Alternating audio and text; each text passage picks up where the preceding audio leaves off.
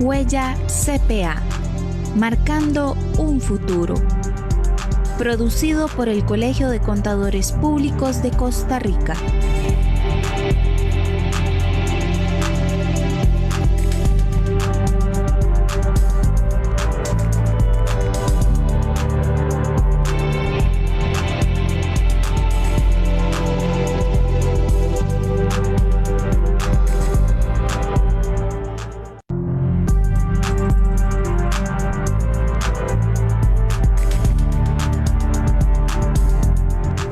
Huella CPA, marcando un futuro. Producido por el Colegio de Contadores Públicos de Costa Rica.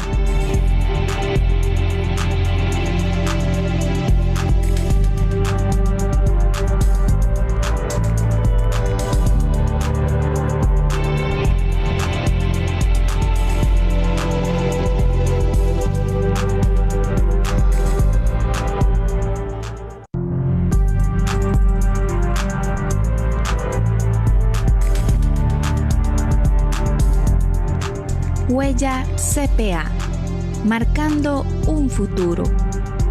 Producido por el Colegio de Contadores Públicos de Costa Rica.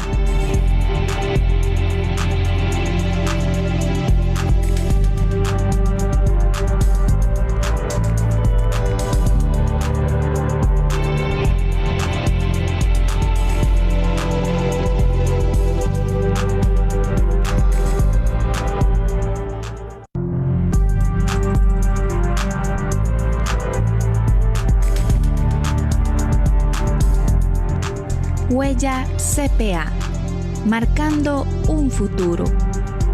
Producido por el Colegio de Contadores Públicos de Costa Rica.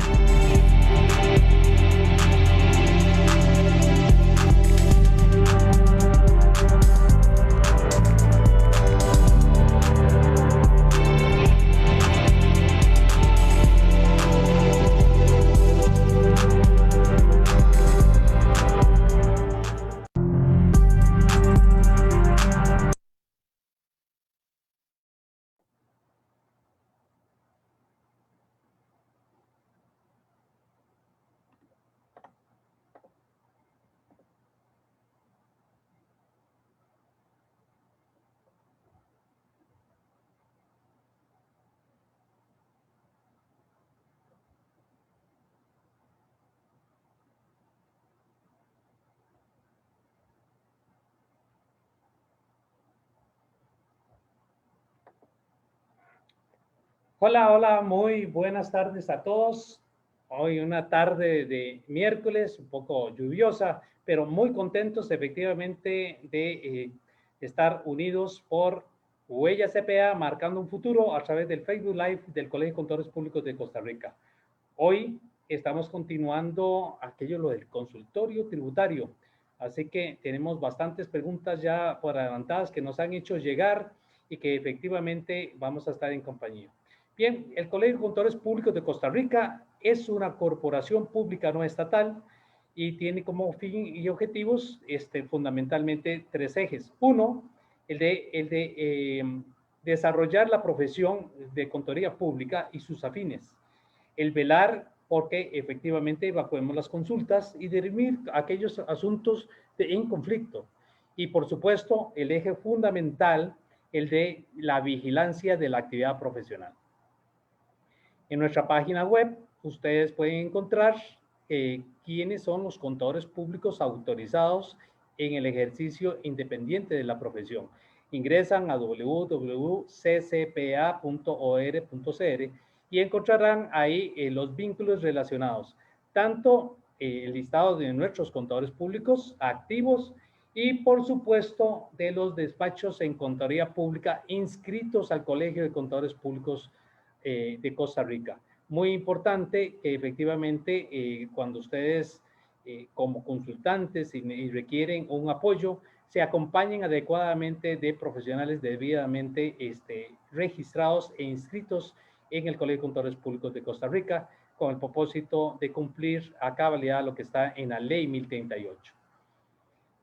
Me acompañan hoy, aquí tenemos varios en compañía tenemos a don Kevin, así que vamos abriendo cámaras. Don Kevin Chavarría, que es nuestro encargado presidente de la Comisión de Asuntos Tributarios del Colegio de Contadores Públicos de Costa Rica y es nuestro vocal número 3. También nos acompaña don Sergio Blanco, que contador público autorizado, miembro también de la Comisión de Asuntos Tributarios, que también está aquí hoy, porque dice, aquí vamos a evacuar todas las consultas que tenemos. También nos acompaña Silvia Castro, dice, bueno, no me quedo allá, yo quiero también apuntarme, así que se ha anotado acá. ¿Qué tal, Silvia? Buenas tardes, ¿cómo te va? Buenas tardes a todos, todo bien, gracias a Dios. Qué dicha, qué dicha.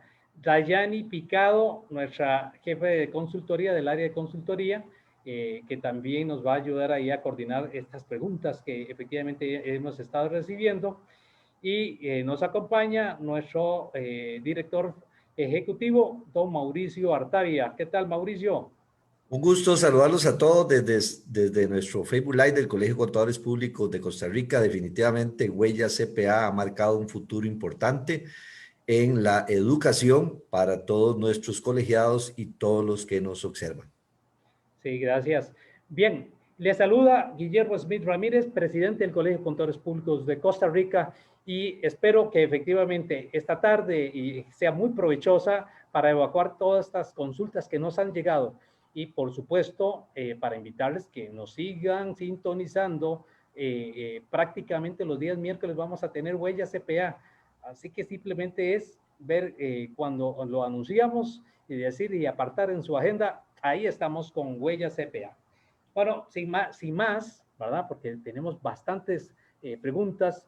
Vamos con la primera, Dayani, a ver qué es la consulta que tenemos.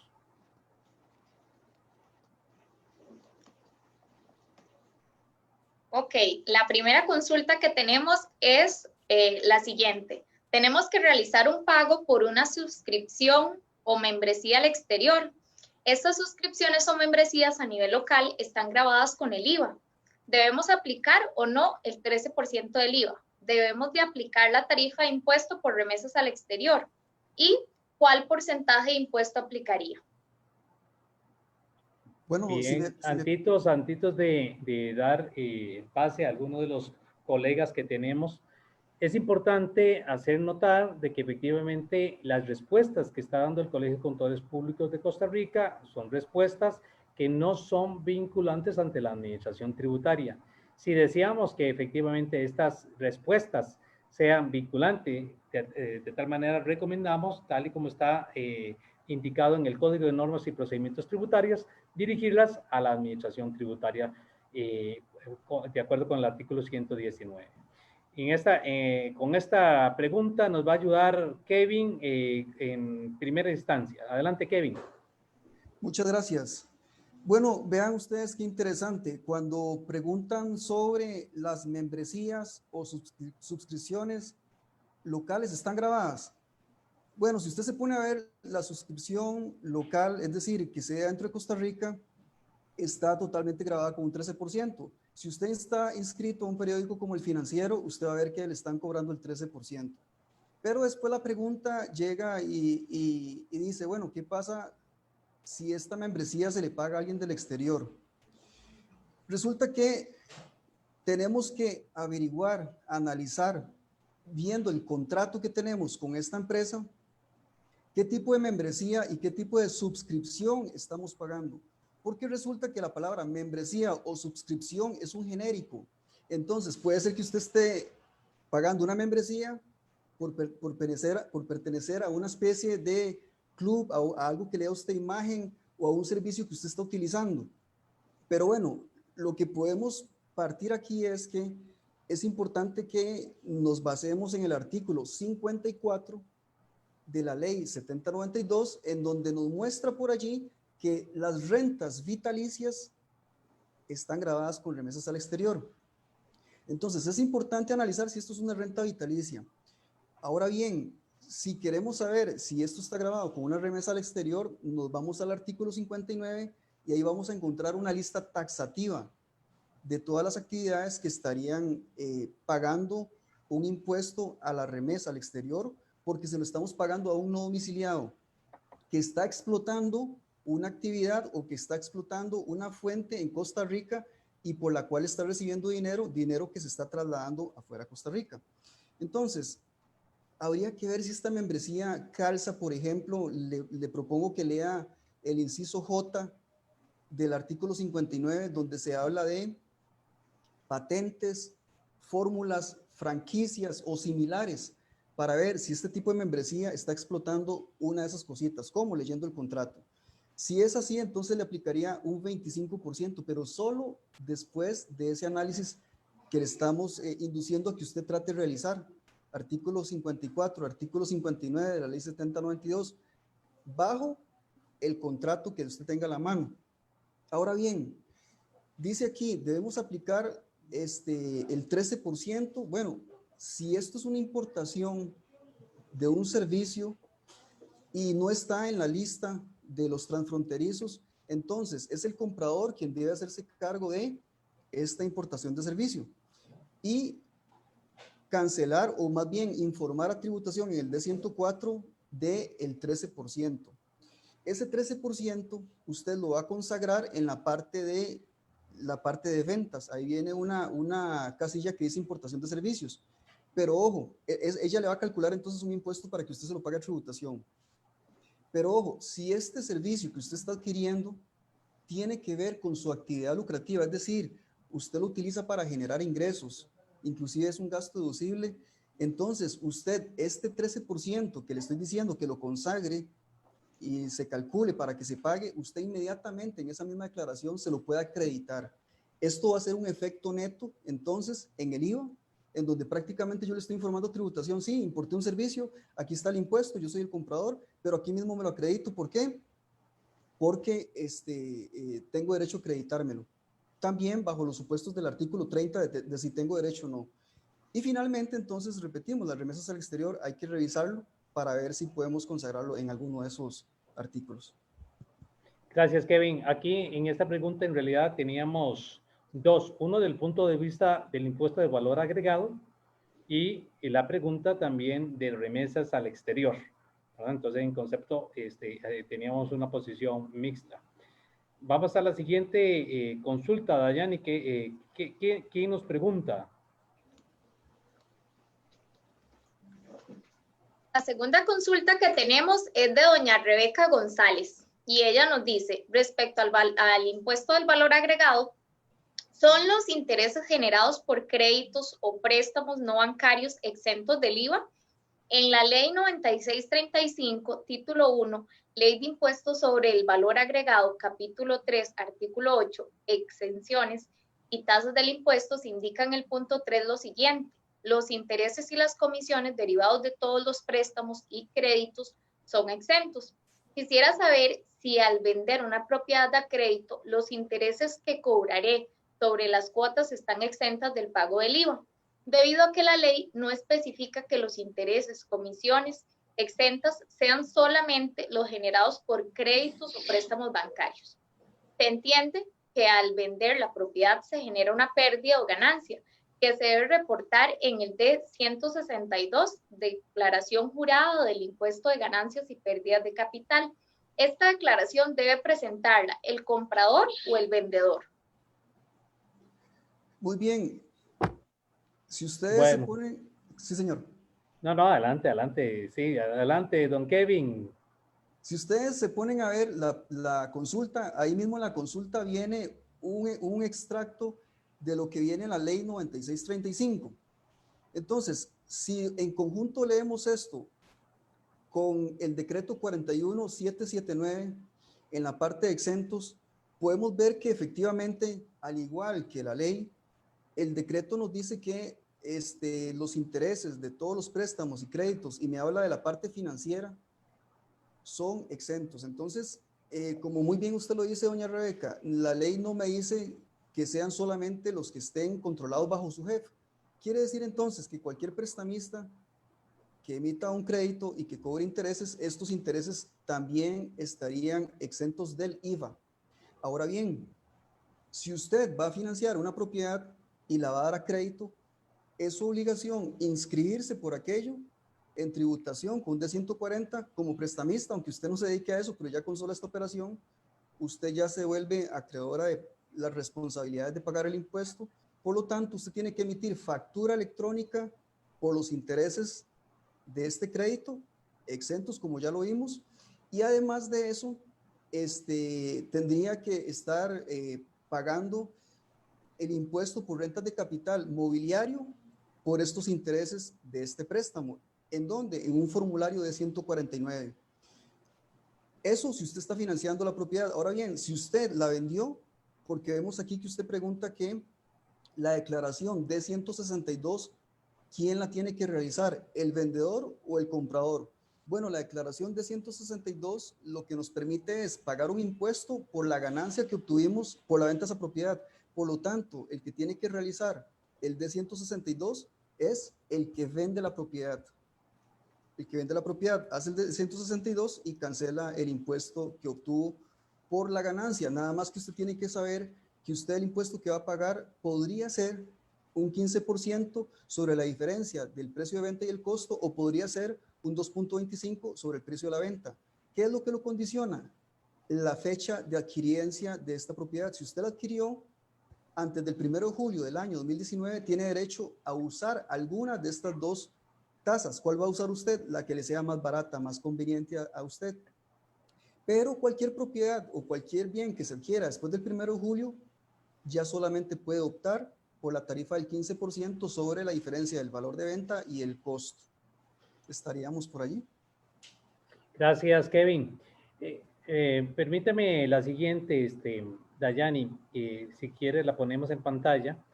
Okay. Alicia Araya, ¿verdad? Nos ha escrito y nos indica que los semovientes en la ley están exentos.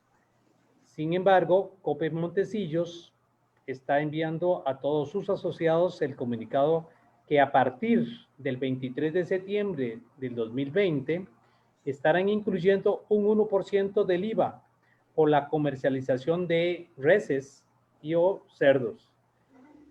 La pregunta, ¿quién está en lo correcto?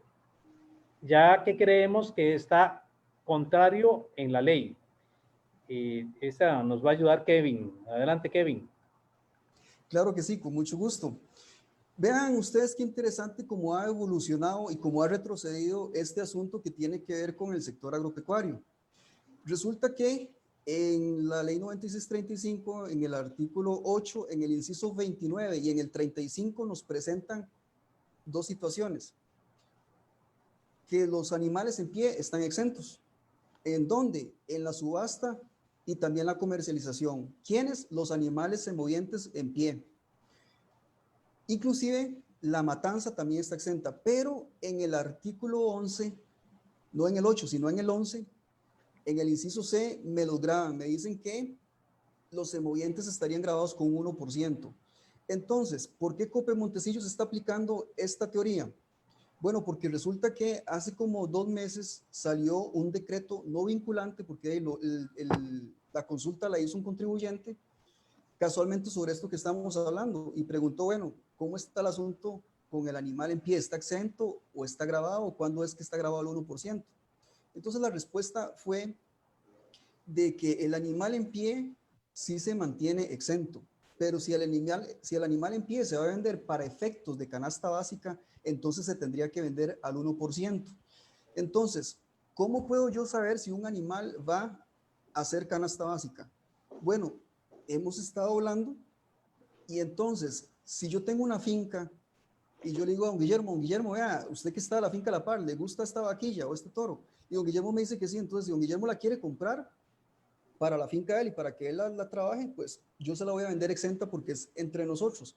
Pero si el animal se le va a vender a COPE Montecillos porque va directamente a producir carne en canal, entonces se podría vender al 1%. Esa es la teoría que se está empezando a manejar, así ha estado empezando a evolucionar el asunto con el 1%, y ustedes van a ver que todavía en las subastas el animal se vende al 0%, porque en la subasta no hay canasta básica. La subasta no sabe qué va a pasar con el animal, pero Copemontecillos probablemente sí sabe que el animal se va a convertir en carne canal. Gracias, Kevin. Bien, estamos en Huella CPA, marcando un futuro. Muchas gracias por acompañarnos. Y si usted viene apenas acompañándonos, bueno, no importa. Ahora se va a enterar un ratito ahí cuáles fueron las respuestas previas. Así que vamos a decirle a Silvia que pasemos a la siguiente respuesta que nos está haciendo Rebeca. ¿Qué nos pregunta Rebeca, Dayani?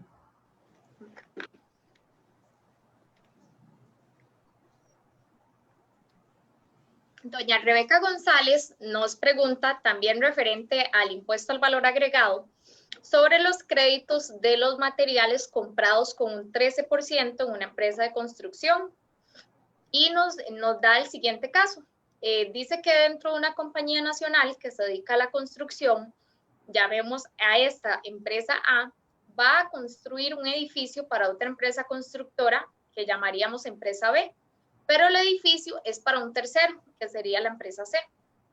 Y en los supuestos, pues se consideran lo anterior, los materiales comprados por la empresa A, que son con el 13%, el crédito de estos materiales se puede trasladar a la empresa C. En la facturación de la empresa A, pues, puede esta, aún así, no es el giro del negocio, facturar estos materiales al 13%. De permitir la ley facturar estos materiales con el 13%, como aplicaría en la empresa A, entonces en el CABIS la distribución de estos materiales según el catálogo de propuesto por la administración tributaria, ya que la empresa no se dedica a la venta de materiales. Debe la empresa A facturar estos materiales más el servicio como un servicio transformado, ya que lo entrega en un producto terminado y a este producto, cuando sea el caso, es decir, en el 2021, cobrar el 4% y así sucesivamente, año por año, ir aplicando el impuesto correspondiente.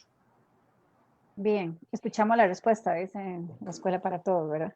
Vamos a ver, aquí lo primero que hay que recordar es lo siguiente. Con la ley del impuesto al valor agregado se introduce lo que es la norma de acreditación. Lo que nos dice es, básicamente, si usted vende grabado, usted tiene derecho a la aplicación de crédito pleno, es decir, de todo el crédito que usted paga por la adquisición de bienes y servicios necesarios para prestar su servicio. Vea que aquí lo que estamos hablando es de una empresa de construcción, es la empresa A, entendiendo que la empresa B es la que va a vender ese edificio, ¿verdad? O sea, estaríamos hablando que ellos son el desarrollador. Y por su parte, este es el cliente C, ¿verdad? Entonces tenemos donde la empresa A, lo que da servicio de construcción en este año particular, bueno, fuera digamos que lo que tuvimos ahí entre julio y agosto, ¿verdad? No vamos a hablar de eso, sino a partir de septiembre, esta empresa de servicio de construcción por los 4 servicios que estarían exentos, que son, están a la tarifa del 0, topografía, ingeniería, arquitectura y obra civil.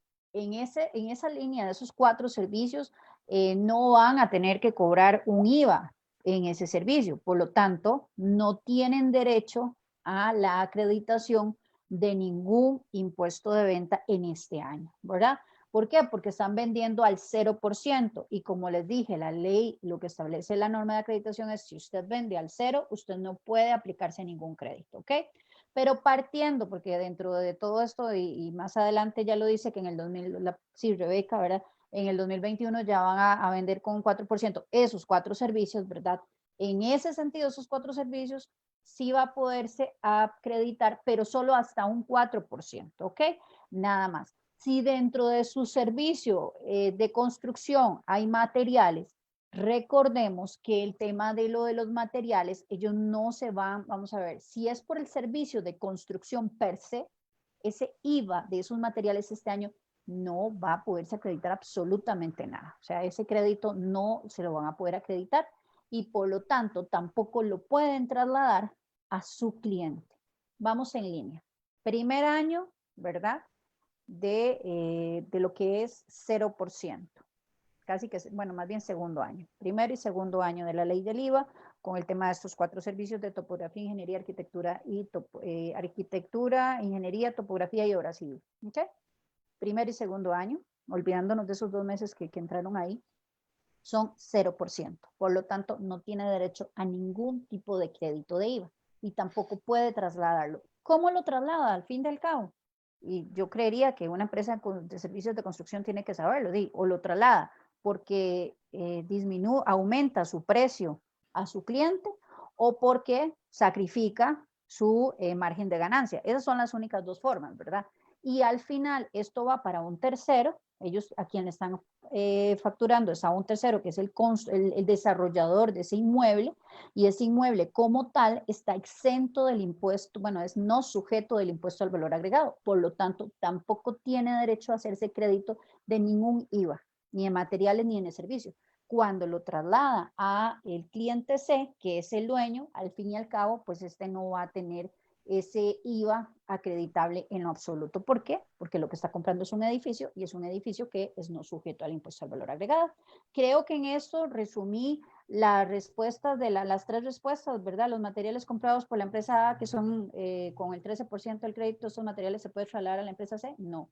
En la facturación de la empresa A puede aún así, no es el giro de negocio, facturar esos materiales al 13%, o sea, no está vendiendo los materiales. Y se podría vislumbrar que eso al fin y al cabo es una forma, una estructura para poder hacer ese traslado de ese IVA cuando no corresponde y porque así no está establecido en la ley. Y lo último, ¿verdad? Que lo que decía es que de permitir la ley facturar esos materiales con el 13%, ¿cómo aplicaría la empresa? No, es que no lo permite la ley, ¿verdad? Entonces tampoco en el tema de CABIS va a entrar.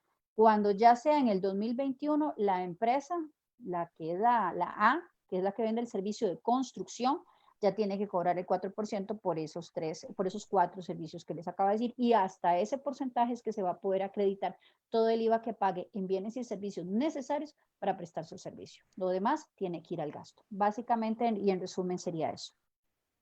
Muy bien, gracias Silvia. Bueno, nos están solicitando, es que está lloviendo un poco, bastante fuerte. Sí. Y nos están solicitando que hablemos un poco más alto. Y posiblemente yo recomendaría también que por favor suban los volúmenes porque también la lluvia está un poco fuerte.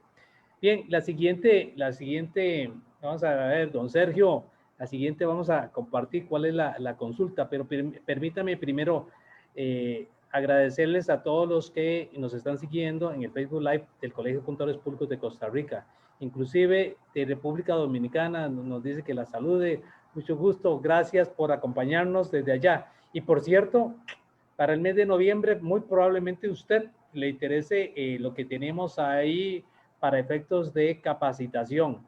No se lo pierda. Así que síganos y a lo mejor también les cuentas a sus conocidos para que efectivamente comparta con el Colegio de Contadores Públicos de Costa Rica y con los hermanos de la República Dominicana y por supuesto a toda Latinoamérica. Vamos a la siguiente pregunta, Dayani. La siguiente pregunta también nos la hace doña Alicia Araya y también es sobre el impuesto al valor agregado. Es indispensable que el D104 pague con las D101 en la parte de compras y gastos deducibles, sean grabados, exentos o no sujetos, ya que lo hemos escuchado a varios profesionales, pero existen gastos no electrónicos que pueden llegar a nuestras oficinas después del mes y que ya se registraron en el D104. ¿Debo rectificar o es normal que la renta de parte de compras y gastos deducibles sea más altos que los declarados en el D104? Bien, primero que todo, muy buenas tardes, qué gusto saludarles y a doña Alicia también un saludo especial. Nosotros hemos estado diciendo, todas las declaraciones deben de tener congruencia en la declaración D101. No puede ser que si estoy haciendo una actividad lucrativa y de compra y de venta de bienes y servicios, tenga una información base en las declaraciones de 104-2, la versión nueva, y eso sea sumamente diferente en compras y gastos y costos en la D101. Nosotros lo que estamos diciendo, sí es indispensable que estén armonizadas. Puede ser que un mes quede una diferencia y otra, y tampoco es que estamos diciendo que todo tiene que ser cuadrado totalmente al céntimo, pero sí es muy importante que quede armonizado lo que está en la D101 con lo que está en la D104-2, porque al final vamos a recibir auditorías y la administración tributaria, ahorita mismo estoy revisando un caso de un cliente que tenemos una serie de diferencia entre la D104 y la D101. ¿Por qué? Porque pusimos una información en una declaración y otro giro de negocio internacional no estaba considerado en una de las dos, entonces saltó una diferencia sustancial. Aquí no digo que tenga que ser al centavo, pero sí las actividades y la congruencia entre las declaraciones es de suma importancia. Entonces, no digo que pegue al centavo, pero sí que tiene que tener congruencia con la información de la D104 con la D101. Don Sergio, aprovechando exactamente esta aclaración que usted nos hace, es importantísimo desde nuestro punto de vista, muy probablemente muchos de los contribuyentes dicen, bueno, la verdad es que yo llevo una operación muy pequeñita, no necesito llevar, nada más facturo de vez en cuando, y nuestra recomendación es, probablemente usted me pueda ampliar esta situación, pero la recomendación es que necesariamente hoy con el impuesto de valor agregado no era como lo que teníamos en el impuesto de ventas, o sea, hay una serie de obligaciones, incluye un requisito obligatorio formal, el llevar el control, ¿verdad? ¿Y quién lo tiene que llevar? Ese propio contribuyente, y no solamente va a bastar decir, es que tengo un auxiliar. O sea, la contabilidad debe de ser llevada, principalmente en estas formalidades. ¿Qué te parece, don Sergio? Claro, es muy buena acotación. Definitivamente, ayer estaba aquí en la casa y recibí una llamada y me dice mi esposa, ¿con quién estás dándote de puñetazos? Yo dije, con una persona que dijo, dejé el contador y quiero que usted me explique cómo hacer las declaraciones. Y le digo, no, eso no existe. O sea, usted debe de contratar un contador, usted debe de tener la asesoría. Las contabilidades es un requisito, se llama formal, o sea, es un requisito indispensable. Tan delicado es el manejar los documentos electrónicos como manejar la contabilidad. En ambos hay sanciones por no llevarlo. Y nosotros lo hemos hablado y advertido muchas veces. Hay una obligación material que es ir y pagar. Perfecto, o sea, todos lo tenemos claro. Y hay varias obligaciones formales. Y dentro de las obligaciones formales está tener la contabilidad, cumplir con los documentos electrónicos, etcétera, etcétera. Entonces, no hago nada llevando muy bien los formularios si a la par no le tengo un respaldo contable formal de mis transacciones. Sí, entonces hay que tener mucho cuidado cuando nos asesoran y nos dicen, no, tranquilo, es muy sencillo, hágalo así nomás. No. Evite dolores de cabeza. Así que, bueno, continuemos. Vamos con la siguiente consulta, Dayani. Ok, la siguiente consulta también es relacionada con el mismo tema y dice, hemos escuchado en varias charlas y en esta última jornada tributaria que expuso don Sergio Blanco, donde menciona que renta debe pegar exactamente con la D104 y otras. Esto es indispensable, ya que existen gastos no electrónicos que llegan a nuestras oficinas pasando el mes en el que se debieron ser contabilizados e ingresados en el D104. Al igual que hemos escuchado a otros profesionales que siempre habrán más gastos en la renta y que no existe la obligatoriedad de que aparezcan en el D104. Ejemplo, las planillas de la caja, las cargas patronales, otros gastos laborales, vacaciones, aguinaldos, peajes no electrónicos, gastos financieros y alguna facturación del ICE que no llega electrónicamente ni físicamente, sino hasta meses después y habría que estar rectificando constantemente. Gracias, Dayani. Bien, en esta, nótese que hace una alusión a don Sergio Blanco, pero vamos a hacerla en dos. Kevin nos va a contestar y quisiera un poco de ampliación por parte también de don Sergio, una vez que Kevin haga las acotaciones correspondientes. Vamos con la respuesta, don Kevin. Sí, claro, don Guillermo, con mucho gusto. Bueno, vean ustedes que don Sergio tiene la tesis de que tiene que haber una armonía con el D101 y el D104. Claro que sí, yo estoy de acuerdo con eso, tiene que haber una armonía.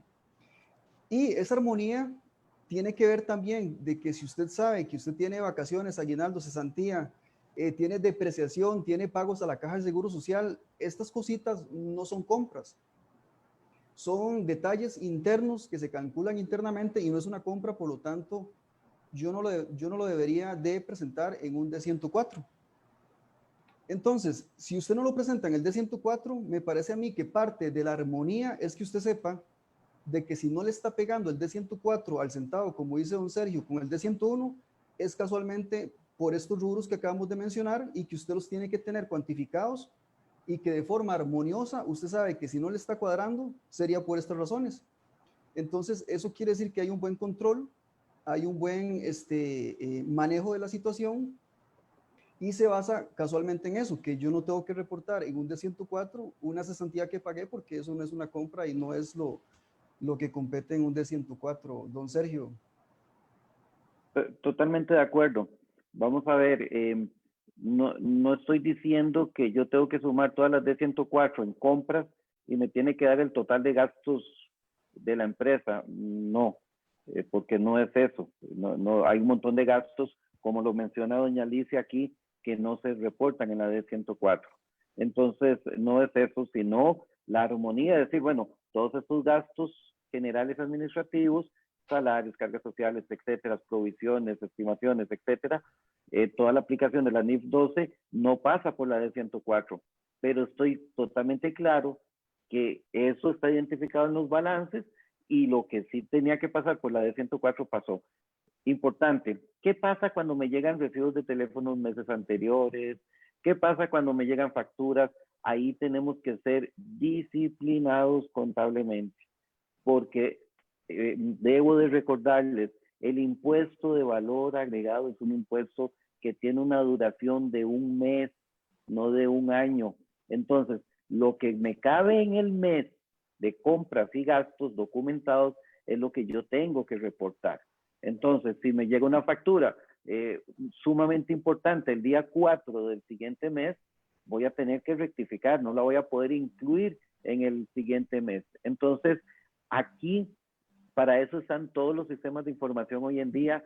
Tenemos que ser disciplinados y tenemos que tener muchísima entereza en conocer cuáles son mis cortes de facturas y que a las fechas de cada mes queden todos debidamente incluidos en mi plataforma de comprobantes electrónicos.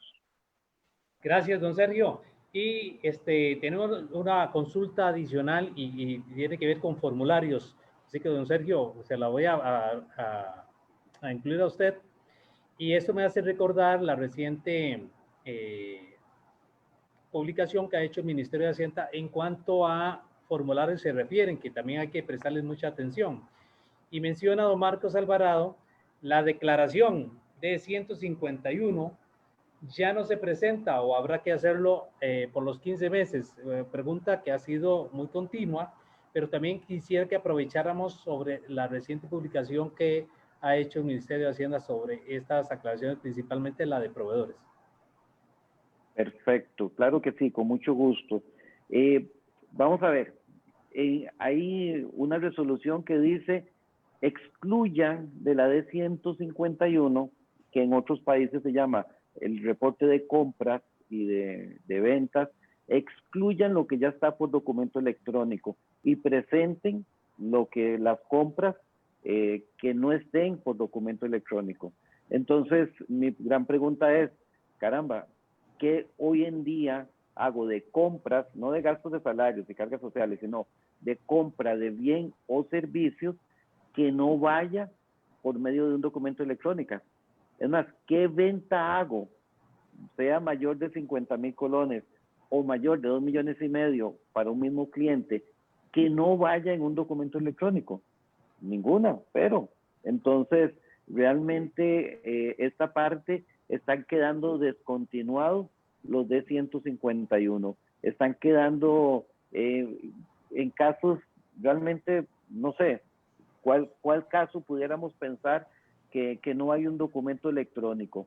Pero lo que nos está diciendo la Administración Tributaria es: todo lo que esté en documento electrónico, no me lo reporte, no me avise, muchas gracias, ya lo tengo. Entonces, y voy a ir un poquito más allá, la Administración Tributaria y la Dirección General de Hacienda también va a tener un nuevo cruce de sombras, de lo que nosotros llamábamos sombras, en los cuales va a estar identificando documento por documento. Ya no tal vez algunos todavía nos recordemos cómo antes decían, llegó una información y lo que era por una consulta había sombra, y nos decían, bueno, usted le compró a su otro contribuyente llamado Juan Pérez por 3 millones, y nosotros le dábamos una lista de facturas con el detalle de los impuestos y todo lo demás, y si eran dólares y todo lo demás. Todo eso para hacer una sombra por monto. Ahora no, ahora van a estar en capacidad de hacer una sombra por documento. Entonces, yo soy un poco escéptico de pensar que eso va a estar listo en el 2021 y el 2022, o no sé, pero sí estamos mucho más cerca de hacer una fiscalización automatizada de lo que estábamos antes. Aporta mucho lo que es el documento electrónico. Gracias, don Sergio. Dayani, vamos a la siguiente pregunta, porque por más que queremos, ya crecen y crecen esas consultas. Adelante. Ok, la siguiente consulta dice: es indispensable que el D104 pegue con el D101 en la parte de compras y gastos deducibles, sean grabados, exentos o no sujetos, ya que los hemos escuchado varios profesionales. Me parece que es la misma esta, ¿verdad? Sí, esa ya está. Ok, ajá, listo. Ok, nos pregunta doña Catalina Barbosa: si una empresa que se dedica a una actividad exenta sin derecho a crédito, por ejemplo, el alquiler de casas de habitación menores a 1.5 salarios base, y todos sus ingresos son exentos, ¿en cuáles casillas del D104, guión 2 debe incluir sus compras grabadas con IVA soportado? Ejemplo, gastos de mantenimiento de las casas. He escuchado dos versiones de cómo llenar el D104-2. En la sección de compras sin IVA soportado o con IVA soportado no acreditable, como compras exentas, a pesar de que técnicamente no son compras exentas. En charla del 20 de septiembre impartida por Teams de Hacienda, indicaron esta forma, pero el expositor comentó, por otro lado, varios errores conceptuales durante la charla. Y la opción 2, en la sección de compras con IVA soportado acreditable, en las casillas respectivas, sean bienes, servicios o bienes de capital, y según las tarifas soportadas, y en la parte de los créditos se deje en cero para no aplicar ningún crédito fiscal.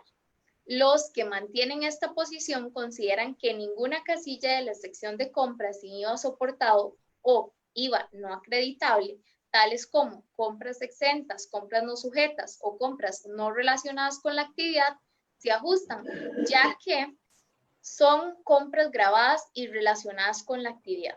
Ante la antigüedad del formulario de la D104-2, ¿estarían correctas ambas formas o cuál sería la recomendación? Bien, nos ayudaría ahí don Kevin. Don Guillermo, claro que sí, don Guillermo. Vea, tenemos una situación aquí. Entendemos que este contribuyente tiene ingresos por alquileres y estos ingresos por alquileres están exentos. Entonces, los ingresos por alquileres, cuando son exentos, no me dan derecho a tener crédito o acreditarme el IVA soportado.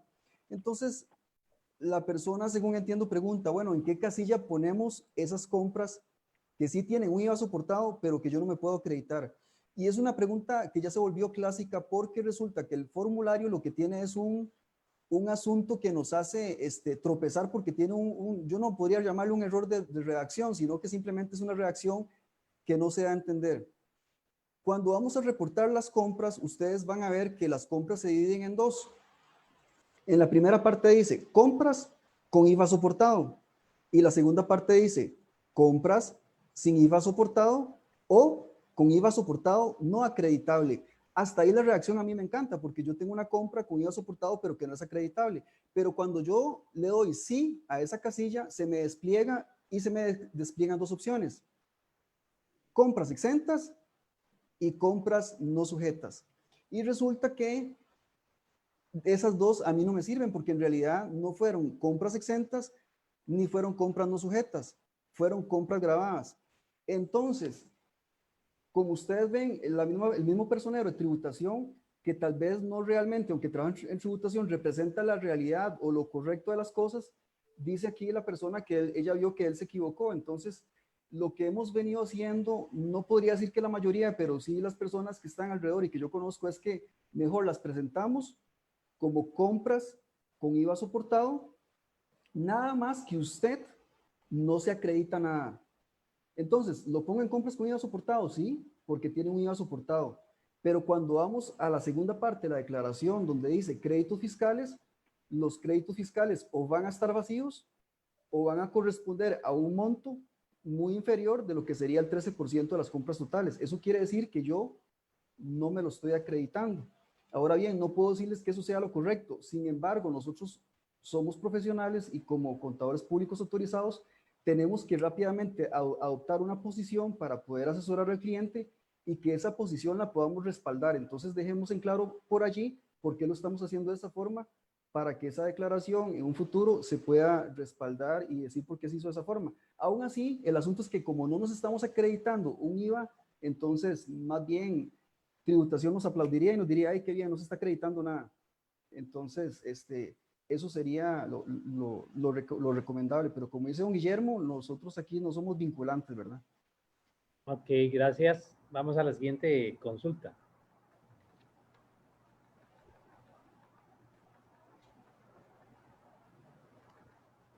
Ok, la siguiente consulta es sobre impuesto de rentas de capital y ganancias y pérdidas de capital.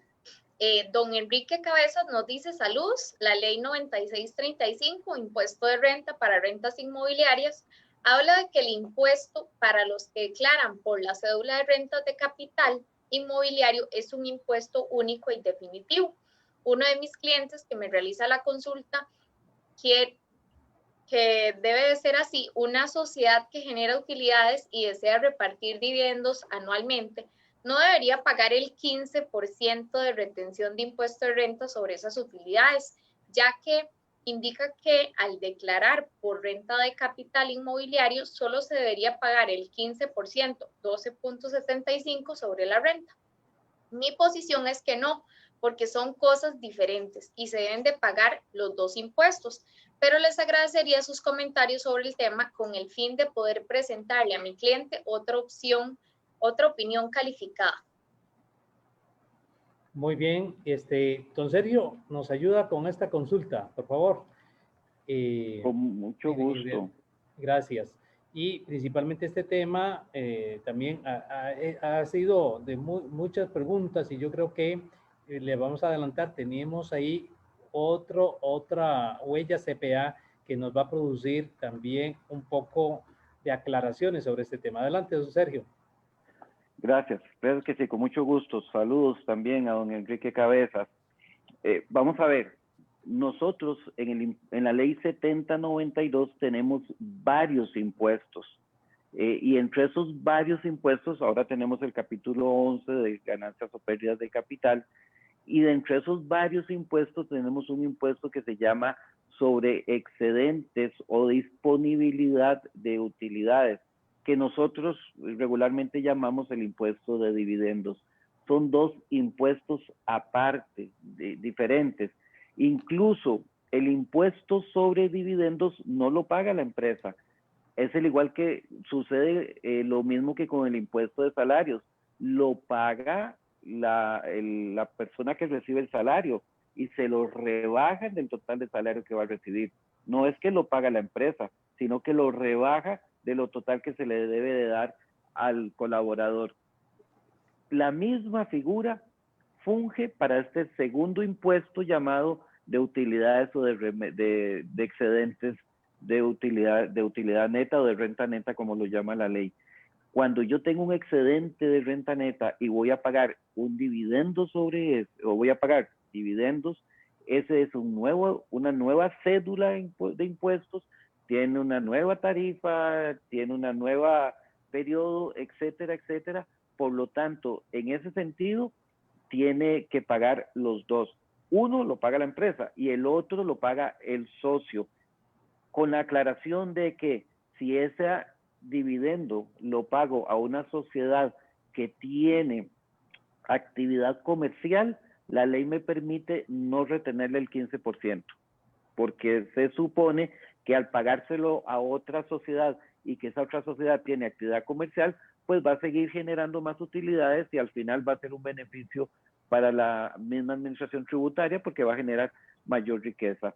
Pero esa, digamos, sería la única aclaración, que lo pague a otra sociedad. Pero si lo paga el socio, evidentemente el socio al socio se le debe de retener ese impuesto sobre remesas, sobre utilidades disponibles. Sí, sí, sí, correcto. Silvia, esos temas de impuesto de rentas de capital definitivamente se las traen, ¿no? En la nueva corrección, en la nueva introducción que hizo la 9635. Entonces, hay que recomendarle a todos aquellos, los obligados tributarios y a los que nos están siguiendo por el Facebook Live del Colegio de Contadores Públicos, efectivamente hay que irse no solamente a lo que estamos viendo en el marco de la ley, sino también a los transitorios de la ley 9635. Hay que prestarle mucha atención ahí porque se nos puede ir algo importante. Y antes de pasarte la palabra, voy a aprovechar para que nos ayudes con la siguiente consulta, para que así de una vez hacemos el combo. Y dice Sonia Azofeifa, ¿verdad? En relación también con este tema de rentas de capital. ¿Cuáles son los requisitos para que un contribuyente que se dedica al arrendamiento de propiedades se traslade del régimen de rentas de capital al régimen de utilidades? ¿Y cuándo se vence el plazo para solicitar este traslado para empezar en el periodo fiscal 2021? Bien. Ya me escuchan, sí, correcto.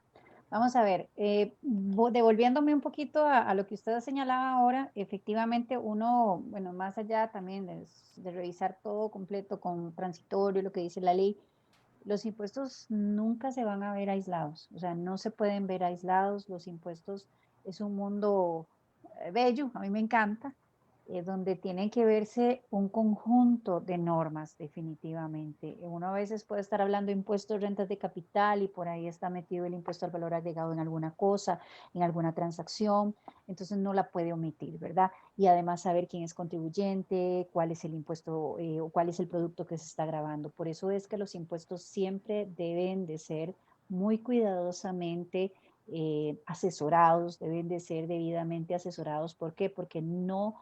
Cuando uno recibe consultas, a veces la consulta de la persona es solo enfocada en rentas de capital, pero como le digo, puede generarse otras cosas. Entonces, uno lo que trata es que con la experiencia, ¿verdad? Trata de abrirle un panorama más amplio a la persona y poder guiarlo de la mejor manera para que no tenga un monto más grande que pagar en el futuro, ¿verdad? Que esto definitivo va a ser menos rentable para la persona. Básicamente que con lo que usted decía, don Guillermo, siempre es importante asesorarse, revisar bien, ¿ok?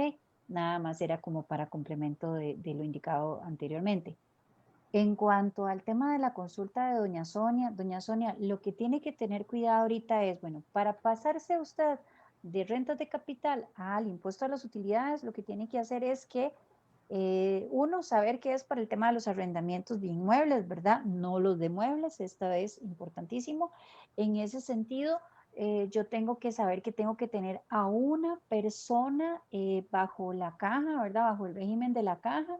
La tengo que tener antes de hacer la solicitud. Recordemos que existe todo un procedimiento donde hay una declaración jurada que la persona, ya sea el representante legal o si es una persona física quien está en este impuesto, como contribuyente tiene que hacer, donde diga que efectivamente esta otra persona es la que está en la caja, que aporte la información del registro ante la caja. Y el tiempo para hacerlo, para que usted pase ahora en el 2021, es antes de que inicie el periodo fiscal 2021. ¿Cuándo es ese antes? Es antes del 1 de enero del 2021. Pero recordemos, tenemos que hacerlo con prioridad, o sea, por lo menos hacerlo 2 meses de anticipación para darle tiempo a la administración tributaria para que me responda. Ellos mismos, de hecho, me pasó, y sí es importante que usted, doña Sonia, lo tenga en cuenta, me pasó el año pasado con una empresa, perdón, don Guillermo, aquí me voy a nada más como para poder contar un poquito, porque les puede pasar a doña Sonia y a otros tantos también.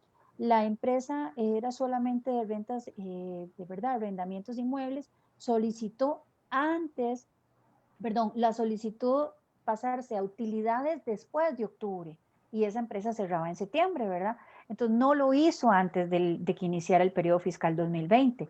Entonces ya por defecto quedaba en rentas de capital, pagando todos los meses. Y así lo ha venido haciendo. Y cuando uno se va a revisar en el sistema de información tributaria, ahí está como rentas de capital. Sin embargo, la empresa le pasó que ahora que estuvo el pago parcial del 30 de septiembre, fue y revisó y le aparecía un pago parcial. Entonces uno decía, bueno, ¿cómo pago parcial si esto es para impuesto a las utilidades? No es para rentas de capital. Entonces, cuando ya hablo con la gente del Registro Único Tributario en Hacienda para ayudar a mi cliente, de ahí lo que me decía la muchacha en ese momento es que vea, me dice, ellos con solo presentar los papeles en la ventanilla ya está aprobado. No, ahí sí le llevé la contraria en ese sentido, ¿verdad? Porque eso no es así, así no lo establece la norma. Ustedes tienen que asegurarse de tener la respuesta por parte de la Administración Tributaria, salvo que en un documento oficial por parte de ellos lo indique, ¿ok? Eso es muy importante, doña Sonia, para que lo tome en cuenta. Yo les sugiero, hágalo ya, solicite esto ya y asegúrese de tener a esta persona en la caja, que ese es el requisito. Gracias, Silvia. Gracias. Bien, estamos en Huella CPA, marcando un futuro. Don Mauricio, ¿qué nos cuenta? ¿Cómo estamos allá? ¿Qué nos está diciendo el Facebook Live del Colegio de Contadores Públicos de Costa Rica? Sí, definitivamente mucha gente conectada en el Facebook Live, está muy interesada en el tema, hay demasiadas consultas, más adelante las vamos a ver, pero porque todavía faltan más consultas que tenemos ahí y que ustedes van a ir leyendo, y también algunos anuncios que vamos a hacer, así es que esté conectado, siga conectado con el Facebook Live del Colegio de Contadores Públicos de Costa Rica y con el programa Huellas CPA. Sí, Mauricio, hay unas consultas, a veces nos consultan diciendo, bueno, pero después, ¿cómo hago yo para ver el programa? ¿Qué debo hacer? Bueno, muy fácil, ¿verdad? Dichosamente estamos en esta era que nos han forzado a la tecnología. Me encanta esa parte, ¿verdad? No la otra que estamos viviendo, pero esta que efectivamente nos une enseguida y que probablemente en forma diferida lo podemos ver. ¿Qué debe hacer la persona? Es simple, dale me gusta al Facebook del Colegio de Contadores Públicos de Costa Rica. Ahí están grabadas todos los Huellas CPA desde que iniciamos este año en mayo, que por cierto iniciamos en el mes de la Contaduría Pública, y ahí podrá repasar cada uno de los programas. Sí, y bien, aprovechemos que tenemos para este mes de octubre, que no se nos pierda las personas diciendo, bueno, ¿qué va a hacer el Colegio de Contadores Públicos y octubre y noviembre? Bueno, tenemos varias actividades, aquí las vamos a proyectar. Tenemos para el 13 de octubre, tenemos un primer webinar del cierre fiscal 2020 con el IVA, pero específicamente vamos a estar hablando del sector privado como tal, eso es importante, perdón, del sector financiero como tal. Entonces,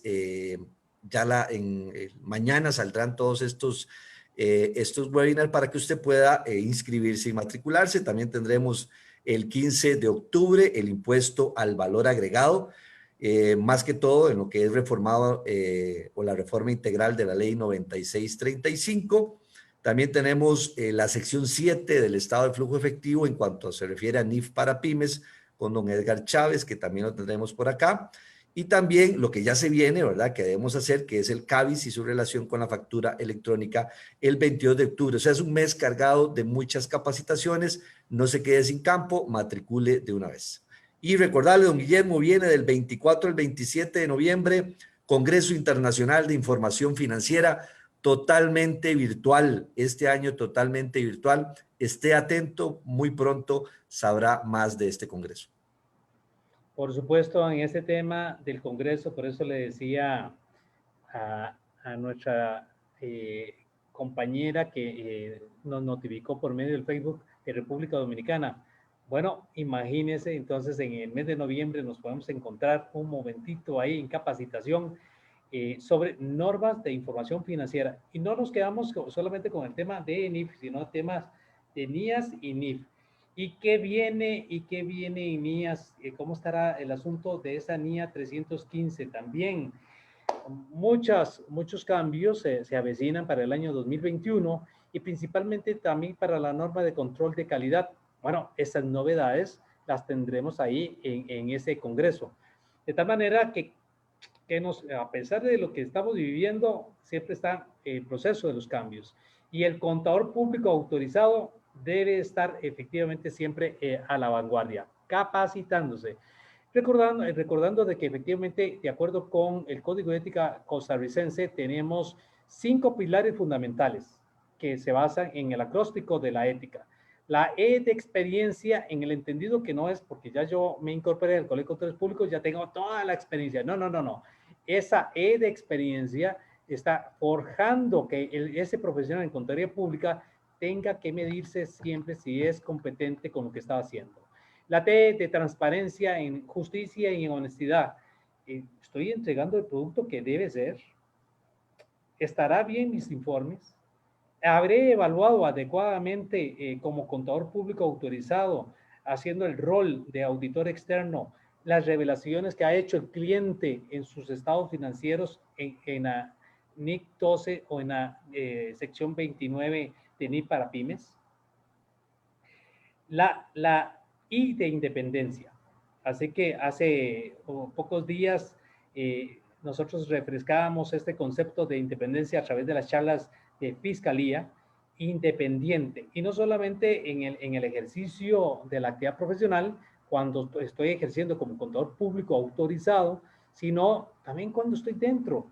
Bueno, celebramos la semana pasada la semana del auditor interno y de la auditora interna. Maravilloso. Muchas gracias por todos esos buenos mensajes y por supuesto también aquellos que nos mandaron alguna recomendación diciendo, ¿y el año entrante qué va a pasar? Pues vamos a ver, vamos a mejorar, por supuesto. Y la C de credibilidad, ¿verdad? Esa E de experiencia, la T de transparencia, la I de independencia, le sella con la credibilidad. Y como dice nuestro video institucional, el CPA es el único profesional en la contaduría pública que es el que da la credibilidad a la información financiera a través de esa fe pública que nos da la ley 1038 para ese ejercicio. Y la A, y para hacerlo, es con la A de actualización. El CPA no es suficiente decir que está ya incorporado al Colegio de Contadores Públicos si no se ha comprometido con esos 5 pilares y principalmente la última, que es actualización profesional, de acuerdo con el capítulo 4 de nuestro Código de Ética que se refiere a competencia. Esa competencia que está acompañada de esa actualización profesional. Bien, continuamos a la siguiente pregunta, Dayani. Con mucho gusto, don Guillermo. Ahora tenemos la consulta de don Alex Contreras y también es relacionado con rentas de capital y ganancias y pérdidas de capital. Él nos dice, tomando como referencia las reformas de la ley 9635 en los años 2020 y por motivos de la pandemia, el señor Sabadito Alegre, por intermedio de su apoderado en Costa Rica, compra un inmueble que está registrado a nombre de una persona jurídica inactiva por $150,000 con un valor registral de 10,000 colones. Entonces el vendedor dice que no está afecto al impuesto por las ganancias de capital del formulario D-162, pues él no vendió el inmueble, solo cedió las acciones. ¿Es correcto? Además, ¿qué problemas o riesgos acarrearía estas transacciones al momento de presentar la declaración de persona jurídica que no realiza actividades lucrativas próximas? Bien, mis compañeros, colegas, ¿quién efectivamente nos da esa respuesta? Ahí veo yo muy contenta y ya la vi saliendo. Y ya me Excelente. vio como puerta. Sí. Voy a tratar de hablar un poquito, me uno el micrófono acá para que se escuche mejor, ¿verdad? Se escucha estupendo, ahora sí se escucha así muy claro. Ah, ok, no, perfecto, entonces lo voy a seguir haciendo así. Vamos a ver, básicamente la persona, ¿verdad? Ve que Sabadito Alegre es el que en definitivo está comprando el inmueble, ¿verdad? Así es lo que entiendo. Me encanta el nombre, ¿verdad? La persona le está comprando. Él no es el que tiene que pagar ese impuesto de rentas de capital, tiene que ser en definitiva esa sociedad, aunque esté inactiva. Entonces aquí lo importante es saber que esa persona tuvo que haber pagado. Si fue cesión de acciones y las mismas estaban registradas a su nombre antes del 1 de julio del 2019, pues lo que puede optar es pagar un 2,25% sobre los $150,000 que fue, bueno, aquí dice que fue por 150,000 valor registral. En realidad aquí lo que nos interesa es el monto en el que se vendió. Voy a asumir que ese valor registral fue al final al cabo el valor de la venta total. Entonces, digamos que ahí lo que se paga es un 2,25%. Quien lo paga es quien vendió. Y en cuanto al tema de que si es la declaración de 162, efectivamente esa persona jurídica inactiva tuvo que haber declarado mediante ese formulario esta renta. Y lo que se puede topar de camino esta otra persona, la que adquirió, es que vayan a pedirle en el Registro Nacional la evidencia del pago de este impuesto. Recordemos que esto es un trabajo en conjunto entre el Registro Nacional, la misma Administración Tributaria, y así de todos modos están enfocados a trabajarse y alinearse todas estas instituciones. Recordemos, ¿verdad?, que lamentablemente la nota fue casi que cero en cuanto a la Contraloría General de la República cuando hizo la revisión de los sistemas de Hacienda y demás, pero ya debemos de ir pensando que todo esto ya se está alineando. Vean que ya también cuando ustedes no pagan el impuesto a las personas jurídicas, usted no puede hacer absolutamente nada con esa sociedad si usted no paga esto. Entonces esto es igual, o sea, ese es el riesgo que se va a encontrar esta persona. Muchas gracias. Vamos a la siguiente consulta. Ok. La siguiente consulta que tenemos es de un correo anónimo que recibimos y dice: tengo una finca a la cual quiero lotear para vender cada lote. Cuando realizo las ventas de estos lotes, debo pagar el 2,25%, ya que es la primera venta de este lote, o debo pagar el 15%, ya que son productor de una urbanización de la finca A que fue adquirida antes de la entrada en vigencia de la ley 9635. Bien, entonces ahí tenemos, aquí no veo así, el paso número A. Muy bien, don Sergio. Muy bien, muy bien. Permítame también un poco, con el permiso de los colegas y compañeros, ampliar la anterior en el sentido de que la ley fue muy clara. Cualquier movimiento o cualquier traspaso bajo cualquier instrumento genera el hecho generador del impuesto de ganancias de capital. Entonces, que yo le traspase acciones y, bueno, ahorita mismo hay todo un tema con el departamento de notariado, la dirección de notariado, de cómo aplicarlo. Pero la ley lo que dice es que el traslado bajo cualquier método genera el hecho generador del impuesto. En el caso que nos menciona, eso es un caso muy importante, me parece a mí, del compañero o la compañera que nos lo pregunta. Y no hay una respuesta definitiva, porque ella me dice, bueno, tengo un lote, o él, tengo un lote, ese lote lo divido, lo compré antes del 1 de julio, lo divido y lo vendo. ¿Okay? Entonces en el primero pago el 2,5 y en el segundo el 15%. Quisiera informarles, primero que todo, que el 2.5 es sobre el valor de adquisición y el 15% sobre la ganancia. O sea que ya yo tengo un valor de adquisición. Entonces, aun y cuando yo haya comprado la finca antes del 1 de julio, si incluí planos e hice planos posterior al 1 de julio, ahí hay un proceso de separación como tal de la finca. Entonces, cuando se adquirió de cada plano, va a estar definiendo, o cada fecha de segregación del lote, la fecha de adquisición. Ahora bien, hay que entender también que esto requiere de un cálculo de los valores. No es como que agarro un 2 o un 15%. Les voy a poner el ejemplo de las personas físicas con actividad lucrativa. Las personas físicas con actividad lucrativa pueden rebajarse un 25% y no presentar una sola factura de gasto. Entonces usted dirá, ¿siempre voy a presentar ese 25%? No, porque ¿qué pasa si tengo gastos comprobables por un 40% de la renta bruta?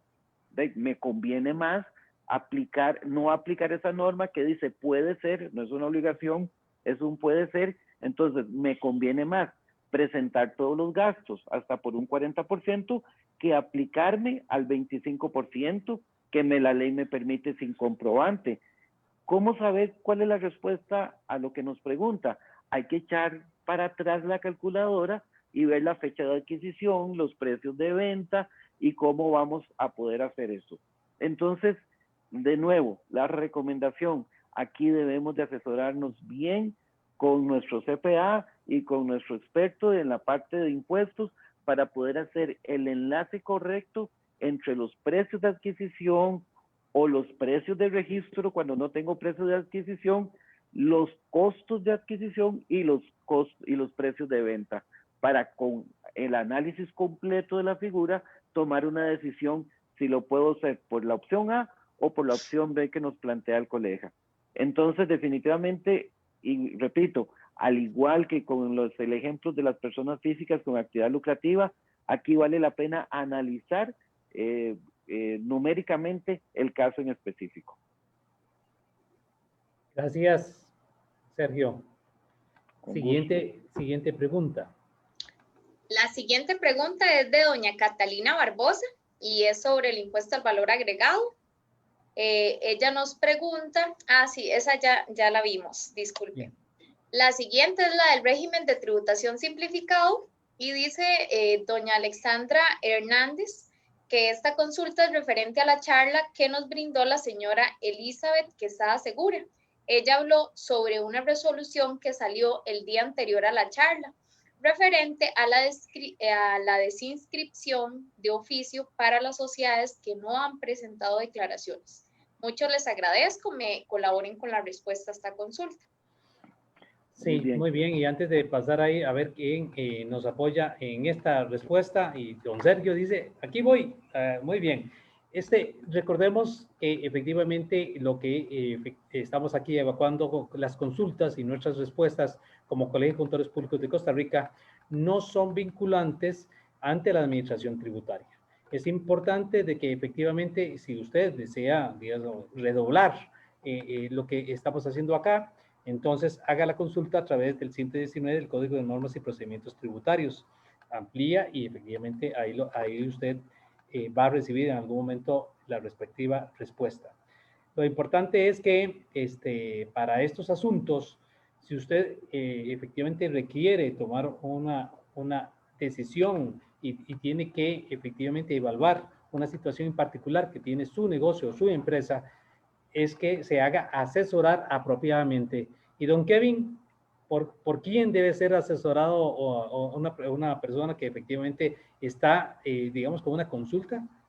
Si quiere ir a lo seguro, busque la asesoría de un contador o una contadora pública autorizada.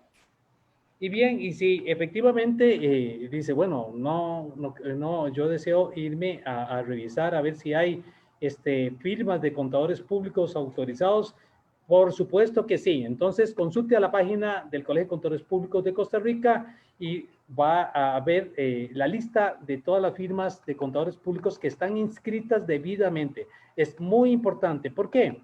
Porque toda firma de contador público autorizado y contador público independiente debe de cumplir con una norma, la norma de control de calidad.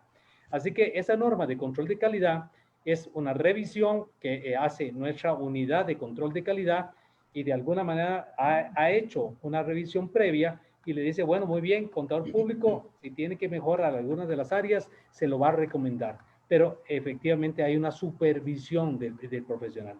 Excelente, sí. Consulte a su despacho de contaduría pública o consulte a su firma de contaduría pública inscrita en el Colegio de Contadores Públicos de Costa Rica. Vamos entonces a la siguiente pregunta. Muy bien. La resolución es la número 29-2020, que hace una aplicación o unas modificaciones a las resoluciones del 2017 de todos los regímenes simplificados. Entonces, en la resolución 29-2020 van a poder encontrar estos cambios de estatus y estos procesos de desinscripción que la administración tributaria está proponiendo pasados el segundo año de que el contribuyente no haga sus declaraciones. Entonces, la resolución, repito, 29-2020. Ok, muchas gracias, don Sergio. Voy a la siguiente consulta mientras Dayani nos la coloca, pero voy a irme a la de María Ulate. Correcto. ¿Se sabe algo respecto a partir de cuándo se debe emitir la factura de compra por los servicios que se adquieren desde el exterior? A ver, Silvia. Acá estoy, levanta la mano. No, aún no se sabe nada sobre ese tema de la factura de compra para lo que es servicios del exterior. Todavía estamos, digamos, sin una resolución firme en cuanto a eso. Vamos a la siguiente consulta. Ok, la siguiente consulta que tenemos es sobre los servicios digitales transfronterizos. Y esta misma señora, doña María Ulate, nos pregunta, en cuanto al cobro del IVA en servicios transfronterizos, si a un proveedor le aplica el cobro, también debería de cancelar la remesa al exterior por los servicios recibidos. Por ejemplo, Uber, aunque ya lo excluyeron de la lista inicial, debería de cancelar un monto de remesas al exterior por el servicio que adquiere acá en Costa Rica, pero que se brinda desde el exterior. Vamos a ver. Sobre esto, hay que primero entender que uno es el impuesto al valor agregado, ¿verdad? Uno es el impuesto al valor agregado y otro es el impuesto de rentas por concepto de remesas al exterior. Son dos impuestos completamente diferentes. De hecho, es el impuesto al valor agregado, ya sabemos que quien lo va a pagar es la persona que adquiere ese servicio, ¿verdad? El consumidor final acá en Costa Rica, usted, yo, María Ulate, que contrata un servicio del exterior, ¿ok? Y por otra parte, está remesa al exterior, que es un impuesto de renta. Quien lo paga es la persona no domiciliada, es decir, la persona del exterior que generó una ganancia utilizando la infraestructura costarricense, sea online, o sea de forma remota, o sea, viniendo al país.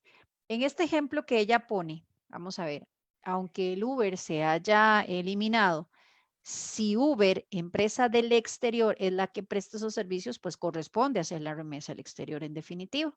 El hecho de excluirlo de una lista no lo hace exento del otro, ¿verdad? De hecho, genera bastante duda las que se eliminaron de la primera lista de proveedores transfronterizos, pero bueno, eso es otro tema. Entonces, para que sepa, son dos impuestos, María. Uno IVA y lo paga el consumidor final, el que lo disfruta aquí en Costa Rica, que no está ahorita en la lista porque lo sacó la administración, ya pues entendible. Y el otro, remesa al exterior, es la persona del exterior quien tiene que cubrir ese impuesto y ustedes por ende deben de retenerlo porque usted sabe que le debe 100 a la empresa del exterior, le van a pagar, digamos en este caso, serían servicios profesionales, le va a pagar 75 a la persona del exterior y los otros 25 se los va a trasladar en su nombre a la administración tributaria, básicamente. Gracias, Silvia. Y vamos a juntar otra pregunta que tenemos de María Ulate. Es la que está en pantalla. Correcto. Sí. Doña María Ulate también nos pregunta si compro un software y contrato un servicio profesional a España, México o Alemania y me amparo al CD1, ¿cuándo debería de considerar de porcentaje por remesas al exterior? CDI es CDI, el convenio CDI. de doble imposición. No, tranquila. Correcto. Es el convenio de doble imposición, solamente como para aclarar ahí. Vamos a ver, en ese caso, María, yo lo que te digo es, los servicios profesionales, tanto en lo que es México como España, están al 10% cuando aquella empresa es de esos países, ¿verdad? Y Alemania dice que es 0% cuando aquella empresa tiene un establecimiento permanente en ese país. Ahora, yo no me quedo con esta respuesta que le estoy dando a usted simple y sencillamente como que uno lo categorice y lleve y diga, ok, Alemania, México, México, España, le retengo 10% y Alemania le retengo 0%. No, yo debo de ser responsable como asesor fiscal que soy, contadora pública autorizada también que soy, en decirle que hay que analizar vamos a ver, hay que analizar quién me está brindando ese servicio, si tiene establecimiento permanente, si es una persona física, si es jurídica. Todo convenio tiene su tratamiento especial. Son convenios que se establecen mediante modelos que la misma OCDE ha dado. Entonces uno no puede quedarse con la letra menuda a decir solamente una tarifa. Hay que analizar cuando ya se está frente a uno de estos tipos de servicios o de que me brinda una persona de esos países, para saber quién es. Hay que darle sustancia, o sea, recordemos que al final todo esto nace por lo que es BEPS, ¿verdad? Que es todos los mecanismos que se hacen para evitar la erosión de bases impositivas a nivel global, ¿verdad? Entonces, en definitivo, hay elementos que analizar y muy importante es esa sustancia. Si yo quisiera decir que un mínimo común denominador de todo esto es la sustancia de quién me brinda ese servicio, no simplemente decir que es una española o una alemana o una mexicana la empresa que me está dando el servicio o una persona, ¿verdad? Pero esa es la respuesta. Muy bien, muchas gracias, Silvia. Estamos en Huella CPA marcando un futuro. Efectivamente, le invitamos que nos acompañe y que usted cuente. Y como decía Mauricio, dele like y efectivamente va a recibir más noticias. A las preguntas, ¿puedo utilizar este material? ¿Qué dice don Mauricio? ¿Puedo o no puedo utilizar los materiales que tenemos aquí en las páginas del Colegio de Contadores Públicos de Costa Rica? Claro que sí, puedo utilizar todos los materiales en el Facebook Live del Colegio de Contadores Públicos, en nuestro canal de YouTube, también por medio del app CPA Móvil y también en la página web del Colegio de Contadores Públicos y en la página eLearning, por si también quiere matricular algunos de los cursos que tenemos para poder ampliar mucho más en parte tributaria. Y en ese tema, casualmente, hacemos un llamado a todas las universidades y estudiantes de la carrera de la Contaduría Pública. Visite la página del Colegio de Contadores Públicos de Costa Rica, acompáñenos en las capacitaciones. Hay capacitaciones que efectivamente son abiertas a todo el público y efectivamente tenemos la intencionalidad, como dicen nuestros estatutos, la formación, un eje fundamental. Es un compromiso de interés público por parte del Colegio de Contadores Públicos en aquellos temas que resultan relevantes. Por supuesto, de que no vamos a poder entrar en todos los detalles y requiere probablemente de un proceso de más asesoría, más acompañamiento e inclusive matriculando los cursos del Colegio de Contadores Públicos para profundizar mejor. De tal manera, ¿cómo es eso, Mauricio? ¿Cómo hace cualquier interesado en accesar a esas capacitaciones? Sí, puede accesar. Bueno, hay diferentes capacitaciones en nuestro Facebook Live y también tenemos una plataforma e-learning dentro de nuestra página web del colegio.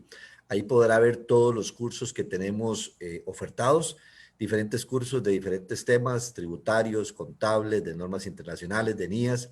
usted podrá inscribirse ahí mismo e inclusive podrá hacer su pago ahí mismo por medio de nuestra plataforma e-learning, o también podrá hacerlo por medio de del app CPA móvil del Colegio de Contadores Públicos de Costa Rica. Es muy sencillo, muy fácil de hacer. La pregunta es, me perdí algo del mes de la Contaduría Pública, no lo encuentro. Jake, ¿en dónde lo encuentro? En nuestro Facebook Live podrá encontrarlo, ¿verdad? Y también en la parte del mes de mayo, y también en nuestro canal de YouTube también podrá hacerlo. Bien, ¿qué nos dice las redes ahí en Facebook? Bueno, hay muchas preguntas. Aquí nos quedaríamos pues, hasta como las 10, 11 de la noche. Es un tema totalmente apasionante para poder responder. Tal vez vamos a hacer una de las consultas que tenemos acá de doña Camila Campos Navarro. Ya se habló un poco de eso, pero es bueno ampliarle a doña Camila. Dice, buenas tardes, una consulta. Si me dedico a la venta de propiedades, pero financiadas, todos los meses tengo ingresos por los intereses. ¿Puedo estar inscrita en el régimen de capital inmobiliario? Entonces, Sí. Kevin, adelante entonces. Con respecto a eso, entonces ya doña Camila se volvió, o más bien ya tiene una actividad lucrativa, y bueno, hay que evaluar qué le corresponde a ella. Resulta que ella está facturando intereses. Esos intereses se determinan como una renta de capital mobiliaria, y efectivamente ella le tocaría pagar un 15% de lo que reciba de forma mensual y pagarlo mediante un D149, correcto. Ok, gracias, Kevin. ¿Hay otra consulta, don Mauricio? Ahí al azar.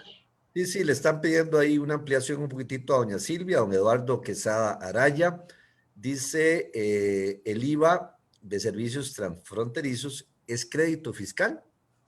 Bueno, yo antes de que Silvia conteste, debido a que le está haciendo la pregunta directamente a Silvia, pero bueno, tiene dudas en cuanto a ese tema. Bueno, el Colegio de Contadores Públicos, a través de los medios de comunicación, dio a atender este tema de los impuestos transfronterizos.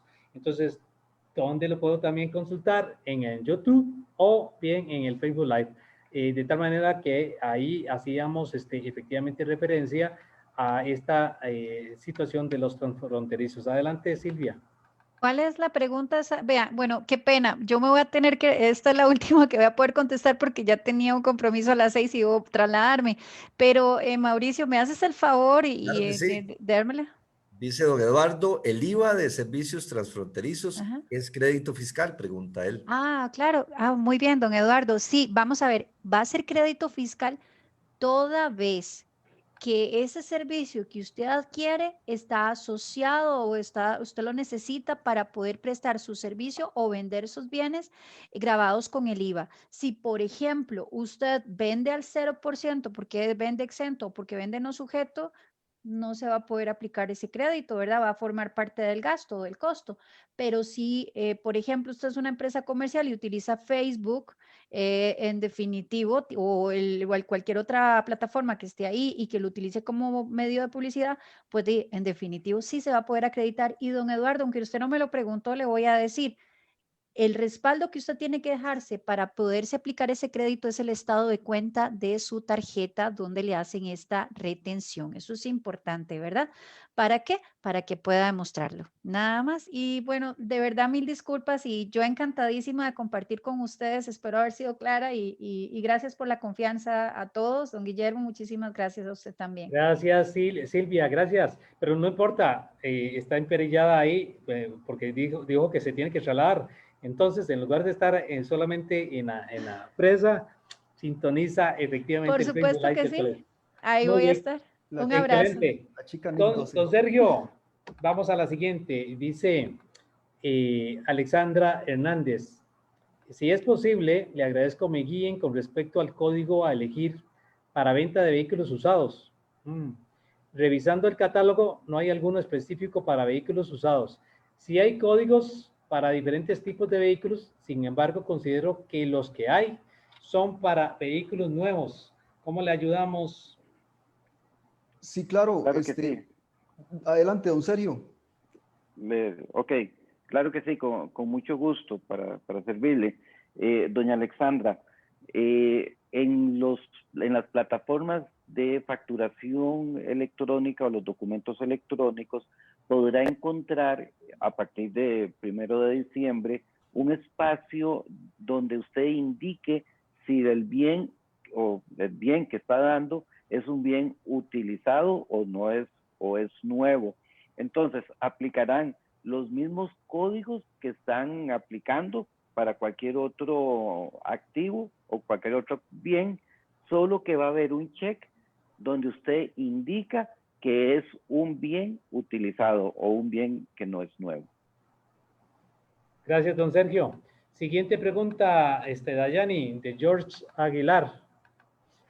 Nos dice. Esta pregunta que nos hace George Aguilar sobre el impuesto al valor agregado dice: si me envían un pago por depósito bancario, concepto de ingresos, o que pague por medio de depósito bancario, gasto a la hora de declarar la renta o IVA presentado, ¿los comprobantes de depósito es suficiente para declararlos o necesito presentar las facturas correspondientes? Adelante, ¿quién nos va a opinar? Vieras que sobre esta situación, don Guillermo, es muy importante dejar claro que un depósito bancario no es lo mismo que un respaldo que tiene una factura electrónica, por ejemplo. Entonces, muy bien, usted tiene el comprobante del depósito, sí, pero necesita también tener la factura electrónica en su formato PDF y en XML, en donde lo puede guardar inclusive digitalmente. ¿Cuánto? 5 años.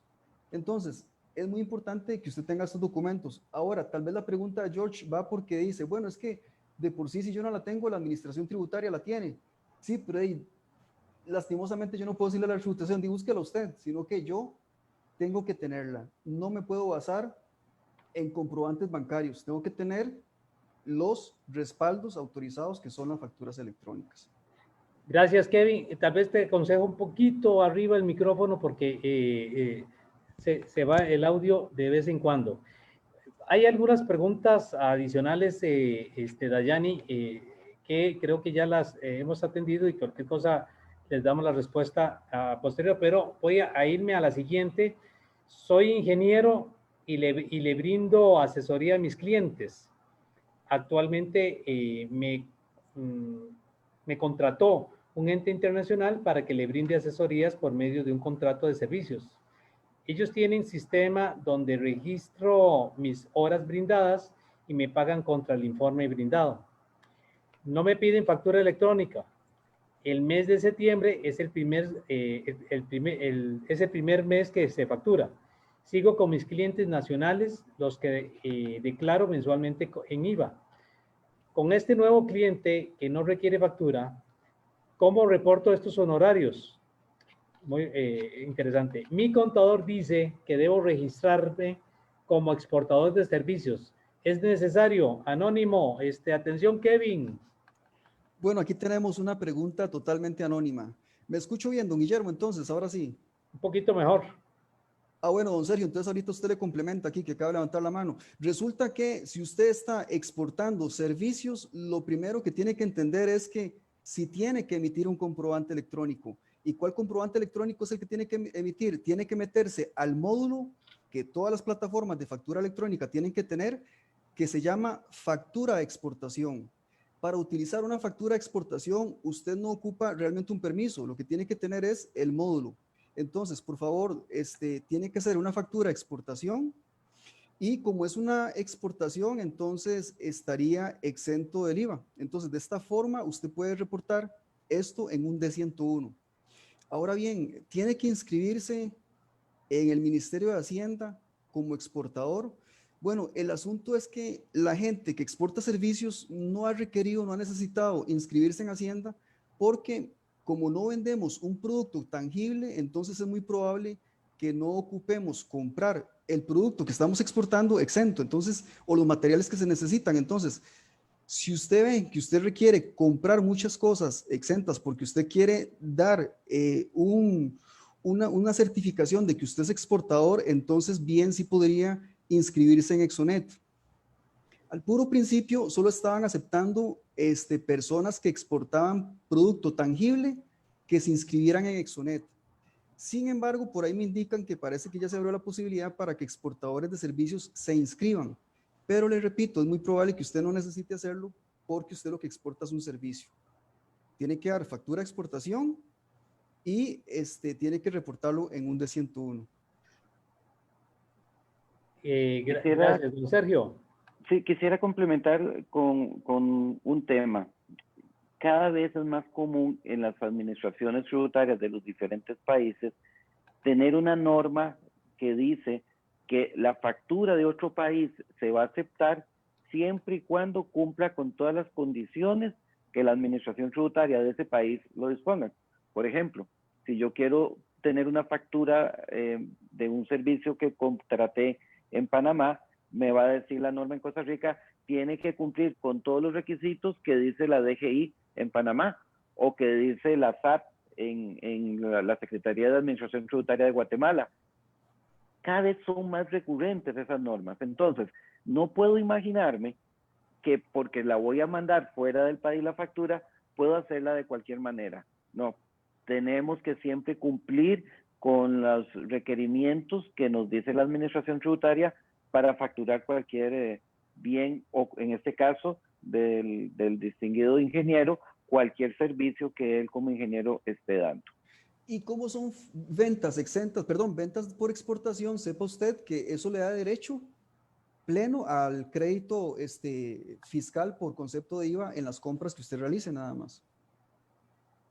Gracias. Vamos a la siguiente consulta, Dayani, y casi ya estamos rayando al final de nuestro programa.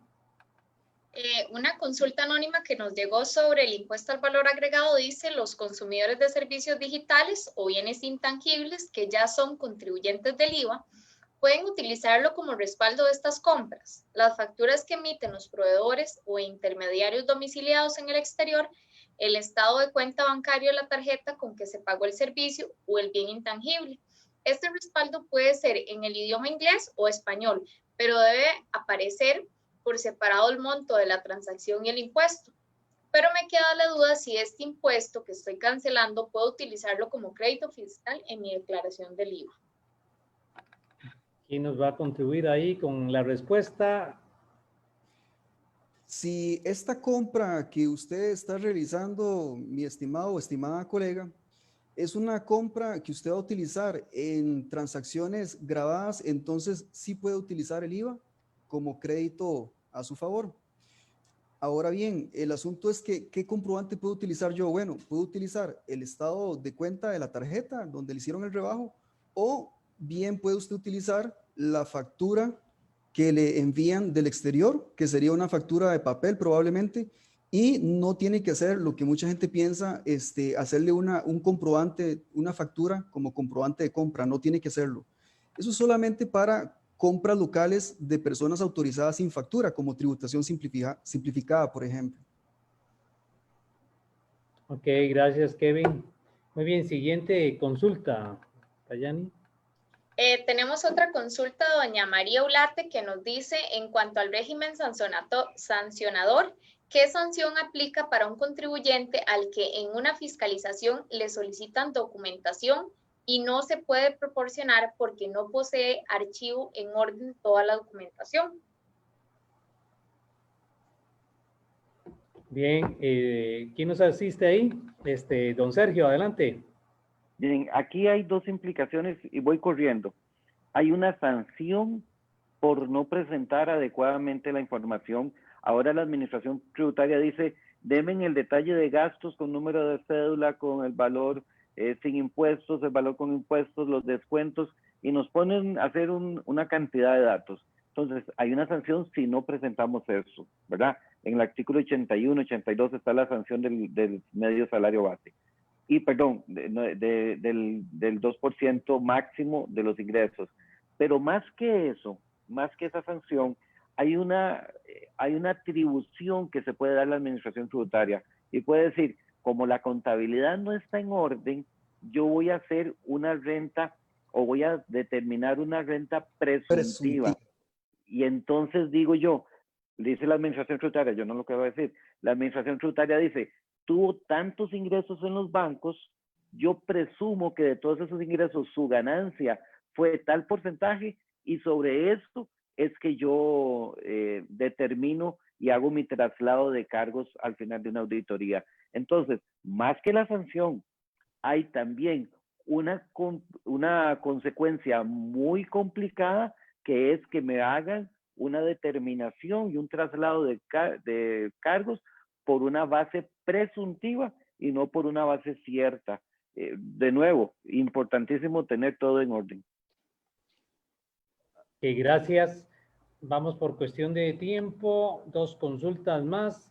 Y tengo la siguiente, dice, si tengo saldos a favor varios meses al año y los voy utilizando en pagos mensuales del IVA o pago de renta anual, el Ministerio de Hacienda va tomando esos pagos de los saldos más antiguos y va quedando un saldo neto actualizado al final. De Rocío Agüero.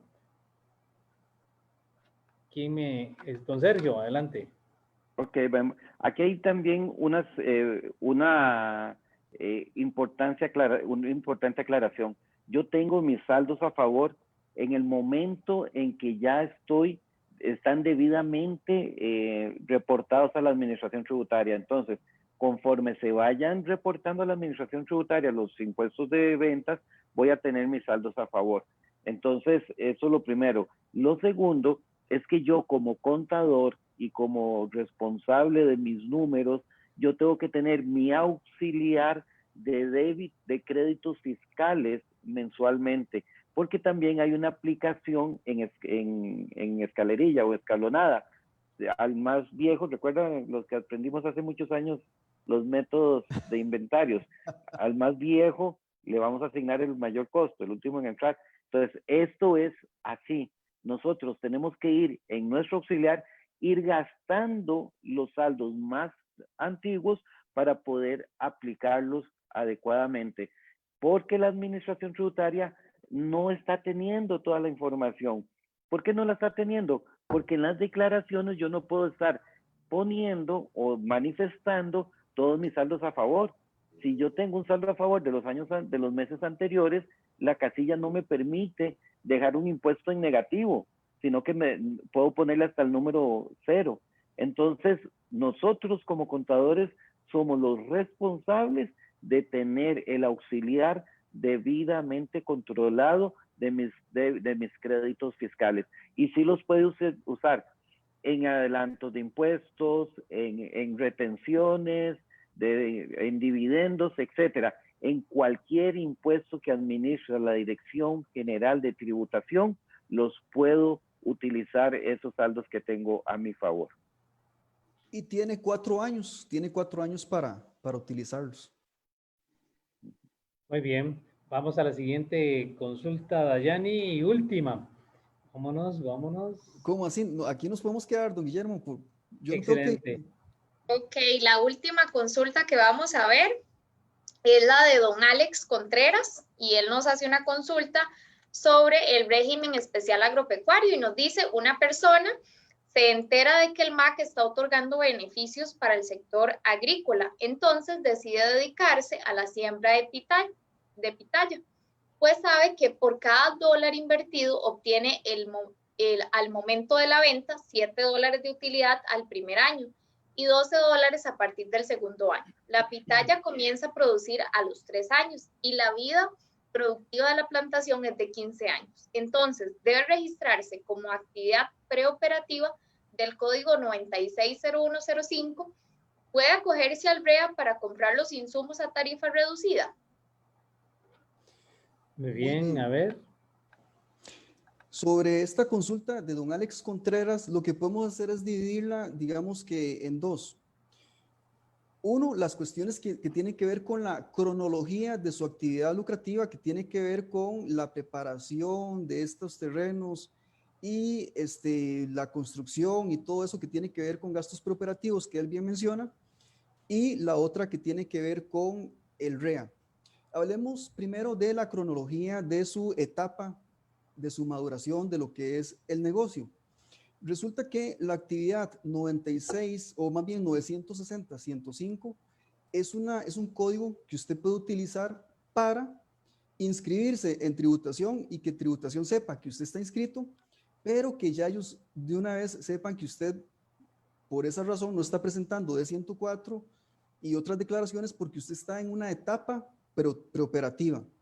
Esa etapa preoperativa lo que me da a mí es permiso de ir construyendo mi negocio, cualquiera que fuese, para luego entrar a operar. Una vez que yo entro a operar, entonces ya yo tengo que cambiar el código por una actividad lucrativa, cualquiera que sea, y de esa forma ya empezar a vender con factura electrónica si es que le compete y todo el asunto. Esta situación la puede manejar cualquier empresa que esté construyendo un negocio, ya sea que lo esté construyendo desde la parte conceptual, física, es decir, estoy haciendo un edificio, estoy haciendo una bodega, lo que sea, hasta inclusive hacer la parte intangible, que son tramitologías, que son permisos y todo este tipo de cuestiones.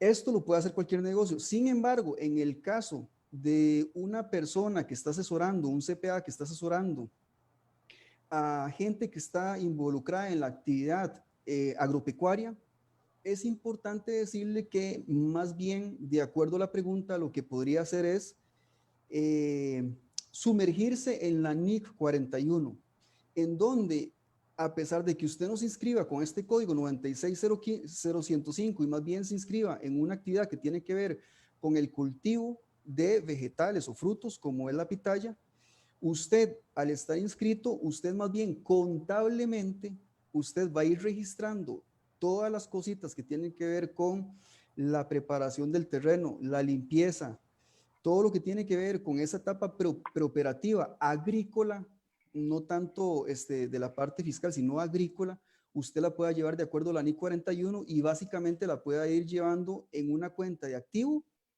capitalizándola, para que usted después la utilice como costo o como gasto contra los ingresos futuros que usted va a tener y que usted menciona aquí, dice para ver en el primer año, luego segundo año y luego 3 años. Entonces, cuando usted empieza a vender, usted va a utilizar esta capitalización que ha utilizado a través de la NIC 41 como gastos. Entonces, vea usted qué interesante, puede hacerlo de esta forma, ya que esta sería la más conveniente bajo la luz de la normativa que está pidiendo el Colegio de Contadores Públicos que se utilice, que sería el marco de referencia por excelencia de nosotros, que son las normas internacionales de información financiera. Esa es una parte. La otra parte es, ¿puedo acogerme al REA para poder comprar los insumos a una tarifa reducida? Vieras que no es necesario que usted se acoja al REA para poder aplicar una tarifa reducida. Basta con que usted sea un productor que cultive una legumbre, una fruta o inclusive que esté con semovientes como lo son cerdos, ganado y un montón de cositas, para que usted, de acuerdo al decreto 41824, usted pueda tener acceso a los 4 anexos que me presentan una gama de servicios y bienes al 1%. ¿Cómo? Bueno, inscribiéndose en el MAC, por ejemplo, para poder acceder a estas tarifas del 1% y no necesita que sea el REA para poder acceder a estas tarifas del 1%. Muchas gracias, Kevin. Bien, aquí haciendo la tómbola raspado. Raspado. Vamos, Dayani, con el raspado. Tenemos la consulta de don Luis Javier Porras sobre impuestos sobre las utilidades y dice, una empresa tiene pérdida en año 0, luego tiene ganancia en año 1 y aplica una parte de la pérdida del año anterior, pero en el año 2 vuelve a tener pérdida y en el año 3 ganancia. ¿Podría utilizar en el año 3 el saldo de la pérdida del año 0? La pregunta viene en relación con la reforma del reglamento a la ley de renta que indica que la pérdida debe aplicarse en los 3 periodos fiscales siguientes y consecutivos.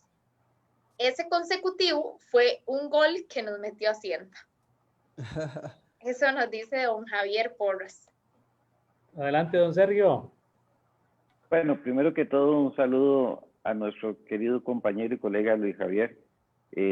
Definitivamente antes teníamos mayor libertad en aplicar esas pérdidas y digámosle que fue un gol a medias, ¿verdad? Porque también nos permitió toda la parte comercial que no podía aplicar pérdidas, ahora poder aplicar las pérdidas. Antes no se podía y ahora la parte comercial sí, antes solo la parte agrícola industrial. Entonces, al poner consecutivo, me está diciendo, año 0, tengo 3 años de aquí en adelante para poder aplicarla. No es eterna, no es que voy a poder hacerla en años salteados, y tampoco voy a poder hacerla por los porcentajes que mejor me parezcan a mí como contribuyente, sino que aplicar el máximo que pueda en cada año. Esto cambió con relación a la norma que teníamos antes. Antes decía, tiene 5 años para aplicar la pérdida agroindustrial y no decía cómo, ni cuándo, ni en qué proporción. Ahora sí nos metieron en una camisa de fuerzas diciendo el cuánto y el cuándo lo más pronto posible. Entonces sí, ahí nos permitieron meter pérdidas en sectores que no se podía, lo cual me parece lo más justo, porque una empresa comercial que tenga 15 años de dar ganancias y en un año tiene una pérdida extraordinaria, y no la podía disolver a futuro. Entonces me parece muy justo que eso se pueda hacer así, pero sí nos restringió muchísimo el cómo aplicar estas pérdidas. Sí.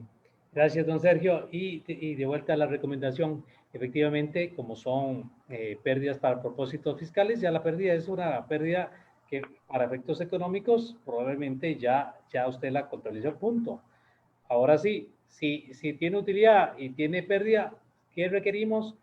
Definitivamente en ambos casos una una conciliación para propósitos de justificación y control. También entonces esto nos conduce que debo de llevar adecuadamente mi contabilidad de acuerdo con el marco autorizado, como son las normas internacionales de información financiera, que es el que utiliza el ente, el que escoge, es la entidad, la compañía. Y igual si es ni para pymes, entonces si escogió ni para pymes, es un informe, es un marco de información de uso general. Bien, hemos llegado al final. Muchas gracias efectivamente por habernos acompañado. Kevin, a ver, entonces nos tenemos que ver pronto, ¿no? Claro que sí, don Guillermo, muy complacido, muy contento de haber compartido con todos los colegas y las colegas. Estamos aquí para servirle y yo espero que haya sido de mucho provecho para todos. Muchísimas gracias. Gracias, Kevin. Don Sergio. Un gusto siempre saludarles y compartir con los colegas. Para mí, espero también haber sido de utilidad a los compañeros y las compañeras, y muchas gracias por tomarme en cuenta en esta hermosa programación de la tarde de hoy. Que tengan buena tarde. Dios los acompañe. Muchas gracias, don Sergio. Dayani. Muchas gracias, don Guillermo. Nada más recordarles que en el Colegio de Contadores Públicos contamos con un departamento de consultoría técnica en el cual tratamos de evacuar las consultas en la medida de lo posible, y en dado caso, pues el colegio realiza estas actividades con la idea pues, de ayudarles a todos los colegiados y pues público en general. Así es, estuvo hoy en el programa de Huella CPA, Marcando un Futuro. Muchas gracias por la confianza. Y un servidor, Guillermo Smith Ramírez, presidente del Colegio de Contadores Públicos de Costa Rica, y en nombre de la Junta Directiva del colegio, les agradece su compañía y preferencia. Le invitamos, miércoles de Huella CPA, espere el próximo programa. Hasta pronto, se cuidan mucho. A lavarse las manos.